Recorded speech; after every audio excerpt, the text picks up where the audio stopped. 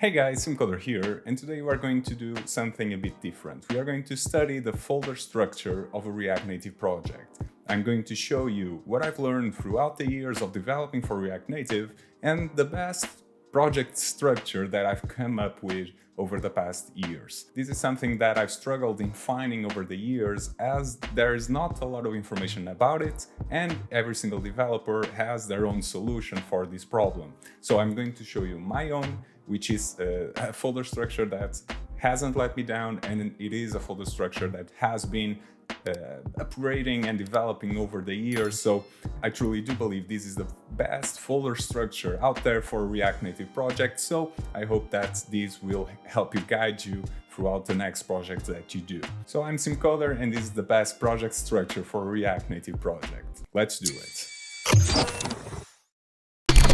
Okay, so before we begin, I just want to say that we are just going to focus on the source folder. If you are using React Native in a bare workflow project, then you have the Android and the iOS folder. I'm not going to worry about those specific folders. I'm going to assume that you are using Expo, even if you are using the bare workflow for React Native.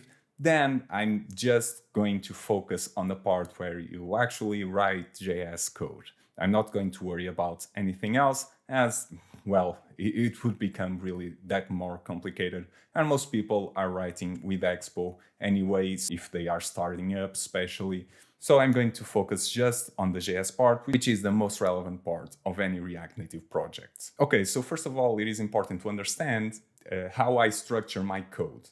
And in here, I'm talking about specifically how I create a component. So I usually have a component folder with the name of that component, and then inside I will have an index.js and a styles.js. Then I might have tests, unit tests. So for that, I will have an index.test.js. These three components will live inside every single folder component that I have. Well, I do this because React Native components are meant to be isolated and self-contained. And this will help you to do that because, well, every single component will have their own specific styles, and you are able to move that away from the function component that you have, so separating the styles from the code. And then you will have an index.test.js in order to do test unit tests on that specific component. This will help you to better structure your project and make sure that every single component is self-contained. Okay, so now that we have this set and done, we are able to move on into the folder structure of the project. Inside source, which is where your source code will live, we'll have a navigation folder which will contain all of the navigation-specific components of your project.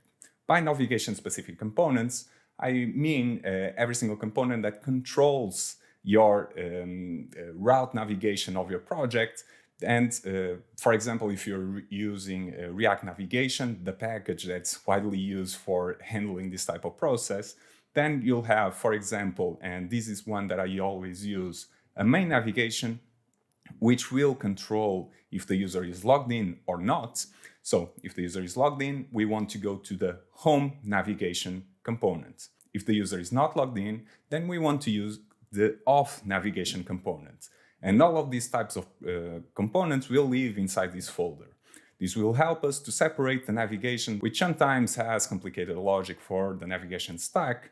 So these will live in their own separate folder specific for this type of actions. App.js will just start up all of the providers and call up main navigation, which will then decide where the app should go next, depending on the off state.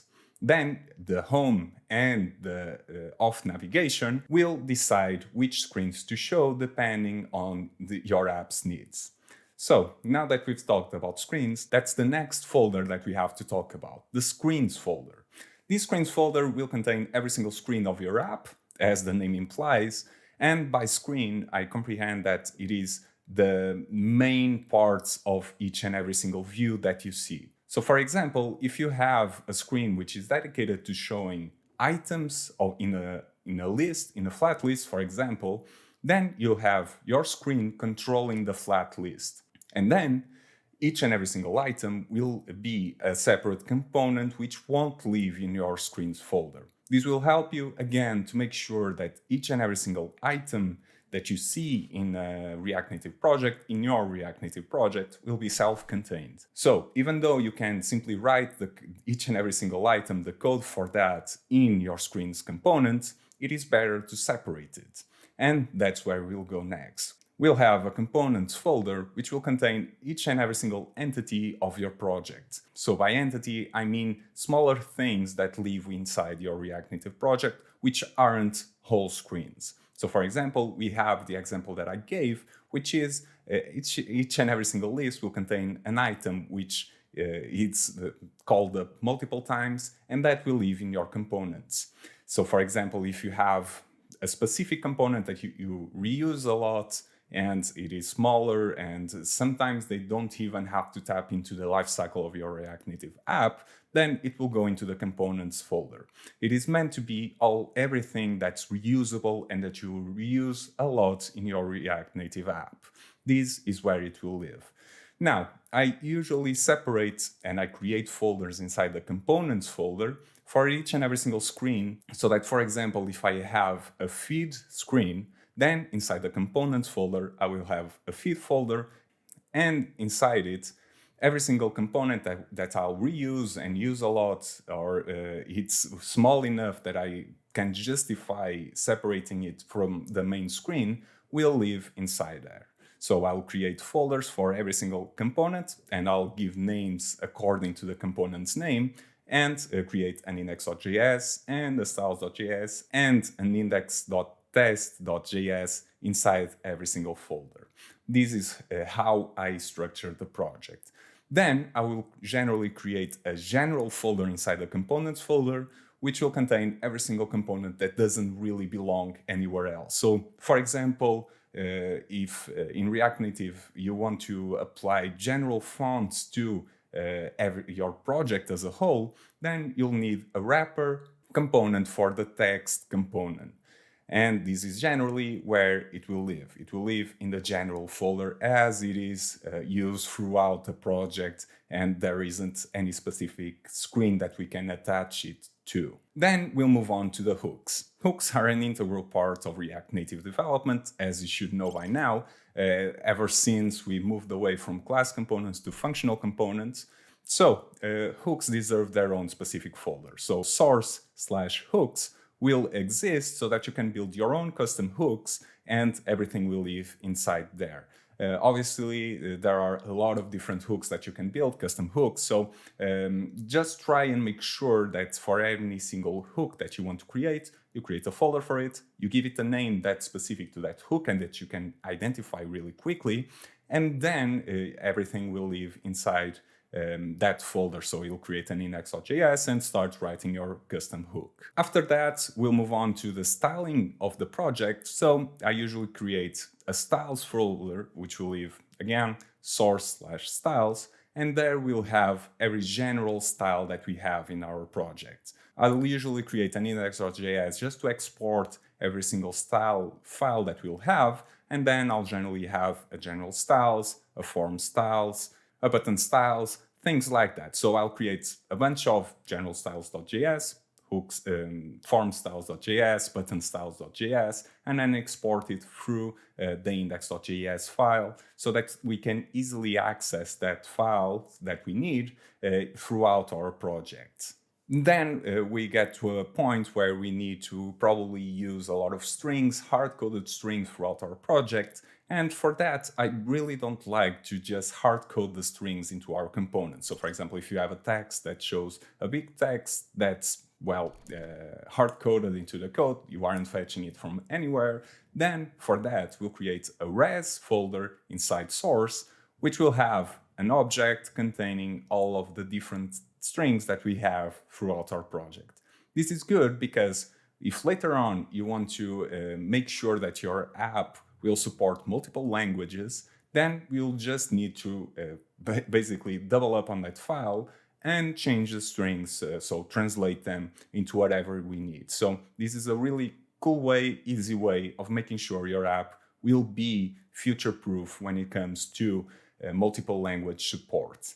So now that we have all of the UI elements out of the way, and we have a folder for each specific part of the UI elements, we are able to move on to the services part. By services, I mean anything that involves an HTTP request, for example, a post request, GET request, whatever, or any data handling part that we have to do.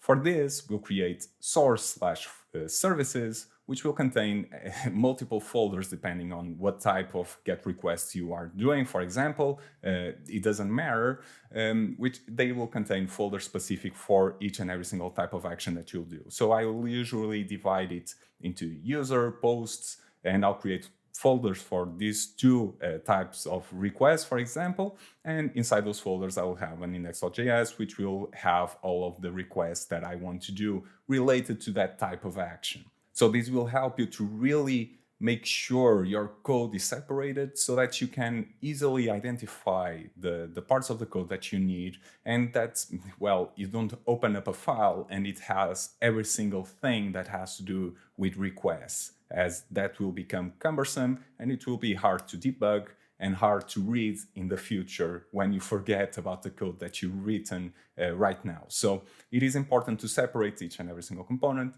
It is really important to really document every single thing that you do. Again, you don't know if you'll remember the code that you've written today 1 year out. So yeah, this is why I have a services folder and why I separate each and every single request that I do.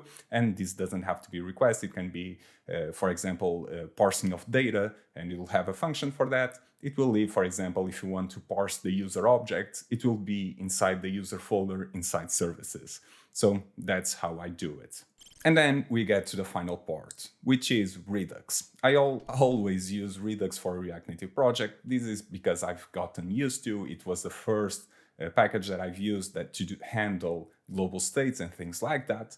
So I know there are a bunch of others out there, but they all try and do the same thing, which is to have a global state which you can easily access throughout your components without having to pass data from component to component.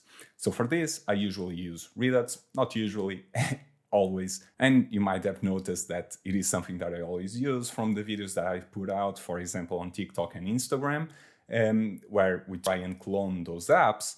So Redux simply allows you to pass data and share data throughout your application. And for this, because it is such an integral part of your application, and it is basically the controller which connects the front end to the data handling part. So basically it connects the services folder with everything that has to do with the UI of your app. This is really, really important. So inside the folder called Redux, which if you use another package, then you call it whatever the package is called. For example, we'll have, in the case of Redux, an actions folder, which will contain multiple files depending on the action type that you are handling. Then we'll have a reducers folder that will again contain multiple files for each and every single type of reducer that you have. And this is really important because you can have an index.js which combines every single reducer that you have in your app. So it is really cool, and you should use that functionality that comes with Redux. And then we'll have a file or a folder. If you are using a folder, you can use the index.js name. If not, you can simply call it constants.js, which are, again, constants. Constants are important because it will help you to not make any typos, and it will help you to not have to copy and paste a bunch of strings, because in Redux, the way that you define what reducer will an action change when you make a dispatch for a reducer is by having types. And types can be multiple things. They can be integers, they can be chars, whatever. They can be whatever you like. But because you can have a lot of types, dispatch types, then you'll generally use strings which identify precisely what that dispatch will do. So this is really important because the reducer will need those strings in order to identify what variable to change. And this can be really more complicated. I'm oversimplifying it here, but this is just so that you understand how the structure is laid out. So there we go. We have our structure laid out, and now we'll be able to write self-contained components that are easy to test and that you have a code that's easy to follow up and to actually understand, as everything is divided into their own small box and not a big box where it is hard to find stuff. So it is really important that you follow a structure. Obviously, there are a bunch out there. Personally, this is the one that I like most, and this is the one that I believe will be here for a long time to come, as it is, from big projects that I've been part of, the one that generally gets the best feedback from the developers team that's working on that project. So again, you can dislike it, like it. I strongly advise you give it a try, as for me personally, it is the one that has worked best. If you enjoyed this video, then please do leave it a like and subscribe so that you don't miss any single video in the future. I hope to see you again tomorrow. Ciao!